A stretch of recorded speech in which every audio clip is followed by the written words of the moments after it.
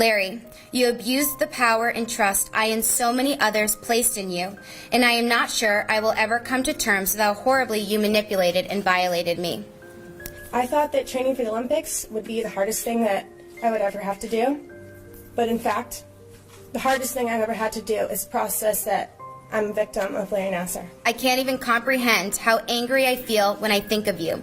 You lied to me and manipulated me to think that when you treated me, you were closing your eyes because you had been working hard when you were really touching me, an innocent child, to pleasure yourself. I estimate I was approximately 6 years old that Larry Nassar began to sexually abuse me. Without my knowledge or consent, I had engaged in my first sexual experience by kindergarten. My last treatment was in August 2016. A week later, he was let go by MSU. I'm possibly the last child he will ever assault. I started seeing Larry Nassar at the age of 8, right here in my hometown of Lansing. He was known as the best gymnastics doctor in the world. Everyone in my club, on the U.S. national team, and across the country saw Larry, and everyone said the same thing. He was a miracle worker, and he could fix just about anything. Coaches and doctors praised you for your abilities. The times he treated me at the ranch, besides when we were traveling and would get treatments in his room, it happened to be in the same room as all of them. A lounge where we would watch TV on a big couch and the treatment tables were behind it. I figured if he is doing this in front of my friends, it can't be that bad, right? I can't even go to the doctor by myself or sit on a patient table without replaying my assault over and over in my head, afraid that another doctor will betray me just like you did. And when I was 14 years old, I tore my hamstring in my right leg. This was when he started performing the procedure that we are all now familiar with. I would cringe at how uncomfortable it felt. He did it time after time, appointment after appointment, convincing me that it was helping my hamstring injury. And the worst part was I had no idea that he was sexually abusing me for his own benefit.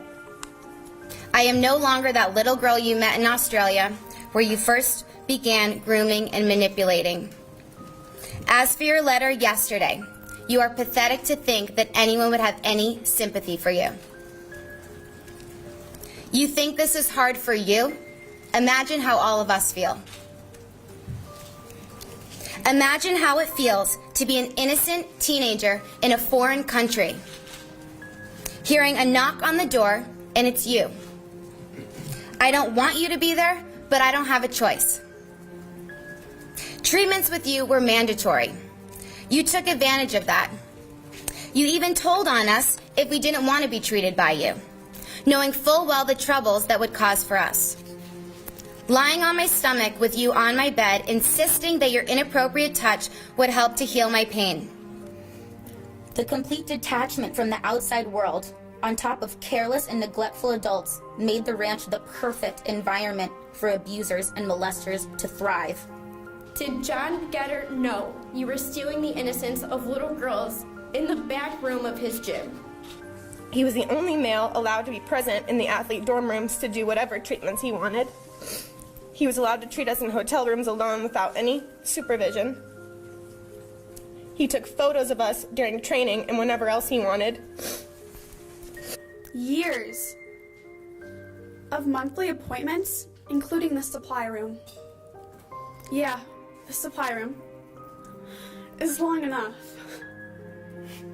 Do you think that is long enough? At the end of a long and tiring appointment, that man sent his resident out of the room and then stuck his hand up my shirt and down my pants.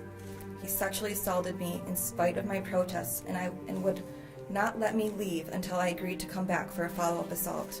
Even when we were alone in your treatment room at MSU and you had the audacity to ask me if you could videotape yourself doing the treatment on me, you told me that it was so you could teach other doctors how to do the same. What a great educator you are.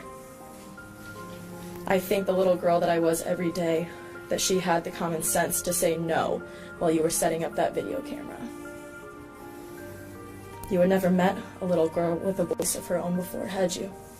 Who was the doctor that USAG sent to keep us healthy and help us get through? The doctor that was our abuser. The doctor that is a child molester.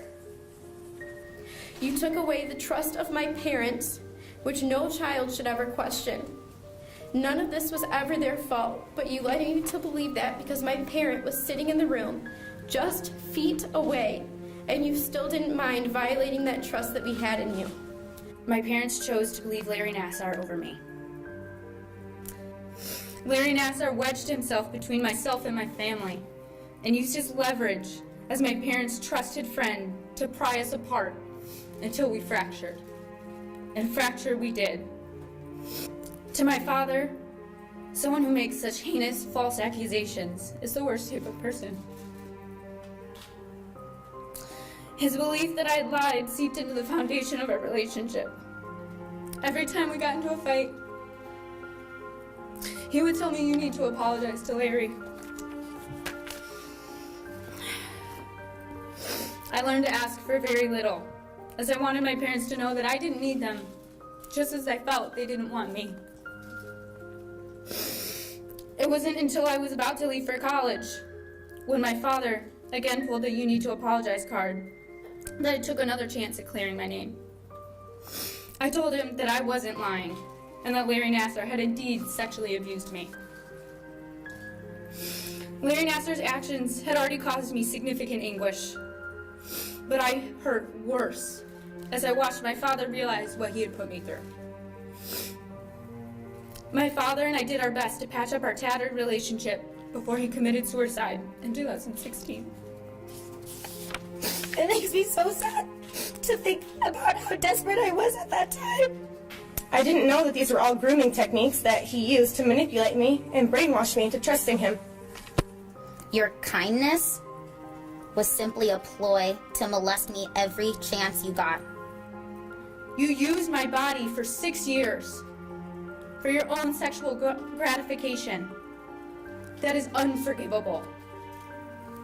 After asking a few of his friends if what he did was inappropriate and getting a collective answer of, "Well, I would have done it differently, but I guess what he did was okay," Larry Nassar was cleared to practice again under new guidelines that were never actually enforced. If the right thing was done then, 20 years ago, I should have never met this sad excuse for a man. I've told counselors your name in hopes that they would report you. I have reported you to Child Protective Services twice. I gave a testament to get your medical license revoked. You were first arrested on my charges. And now, as the only non-medical victim to come forward, I testify to let the world know that you are a repulsive liar. Now, as I look to the future, I plan to pursue a career in criminal justice.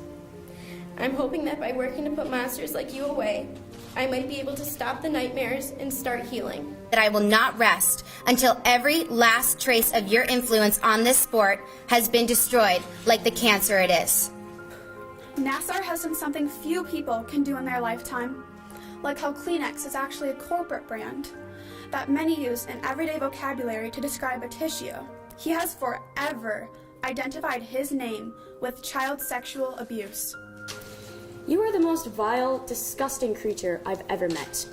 Scum of the earth is too high of a title for you. You will probably never talk to a woman again. Except for one holding a gun, a taser, and a billy club. Which is a good thing. Larry, if you haven't listened to one thing I have said, you need to look at me and listen. I want you to look at me. I believe in forgiveness, Larry. You and I are human beings. We make mistakes. Although you have hurt me, I want to forgive you and feel closure and move on to healing in my life. I want you to apologize to me right here. I want to forgive you, but I also want to hear you tell me that you regret all the hurt you caused.